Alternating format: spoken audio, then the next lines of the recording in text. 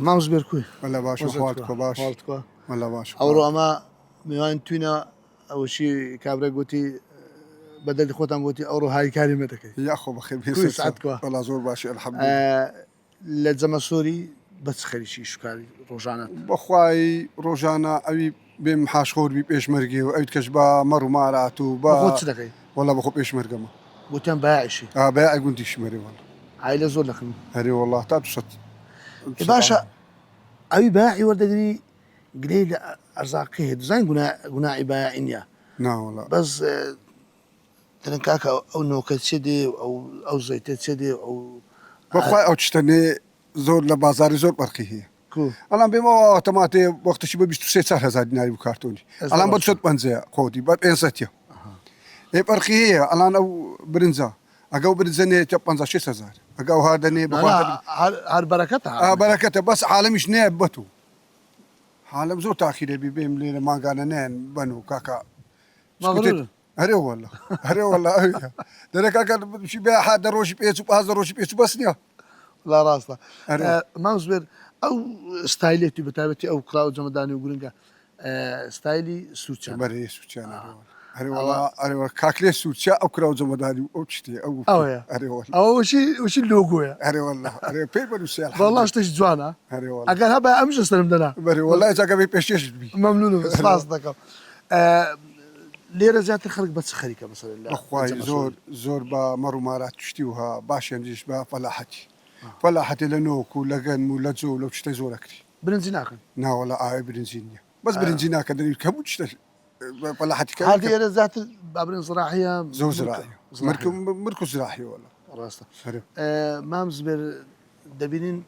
لو ما انت خيزاتر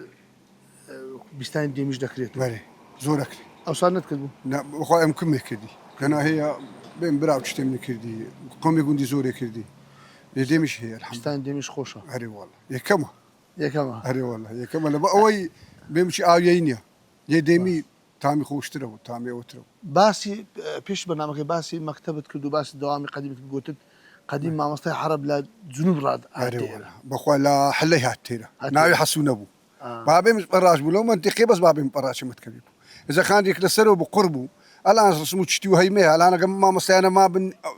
داتيان ليبي بيم لا ما مسازور هاتي بيم لا حلي هاد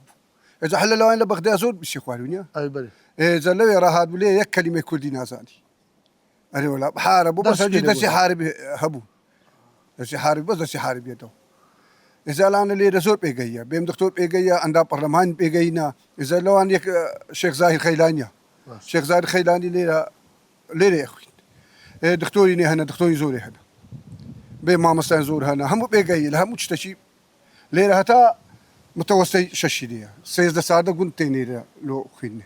دوري ما وتشوتي طلبوا زوره أري والله طلبوا زوره تقريبا 16 طلبوا بس ثانويين هي مش قال يا اخو دو مكتبين هي اذا الحمد لله والله زور يعني وصاناي كتب ايش تي بسباينا بهم هريري يعني بشويه حوليري شقاوش كمبو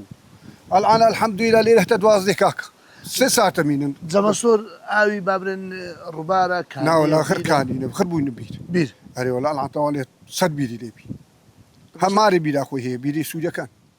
الحمد لله ايش باوي تنديتي اري والله ديتي باش ينجيش او صديقي نوكري بس صدق برك ما خلاص بي صديقي ساچان لوكري حكومه تحرير كردستان ليه او تشزوري تيدي باشا اجا بهم ولا او صديلو مخ بهم توابكري يعني اما زولا خير علي عايشين ندري ان شاء الله تعالى دينو انغو وش كابرا قوتي قلنا كسكت لي لروي دارو بارو برك اغلب اري والله تازي برك وليتي بيتا كنت ايش نبو مام زبير لو بيدين زمسور بخداي بيمس لبا اوي زيكي وشي سوريا بين زلابه كشب سوري قال لي رشيد كمان اذا الحمد لله اذا نزل عمل على فكره كده قلنا عليه كافراك بداتي ناوي زميل بي سوري لا وخد اذا بيبتي والله هو نزل بس وقت اشتكت على دروس عين وبيتن الحمد لله والله زلابه كم سودو اذا بيبتي بس بيدي بس الله نعمه اخوات لو قندي السوري بي خوش اي والله خوش دايما موفق ان شاء الله صوت باتك اما سباس دكين او ربما ما ندبي ان شاء الله البرنامج خش اما دەستخۆشی لێ دەکەین و کە دەرگای مارەکە و گوندەکە دمووانە بخير بسات سوا من خدمتان قوينا هاي الشكا بمو بلا خدمت سپاس الحمد لله بخير بسات سوا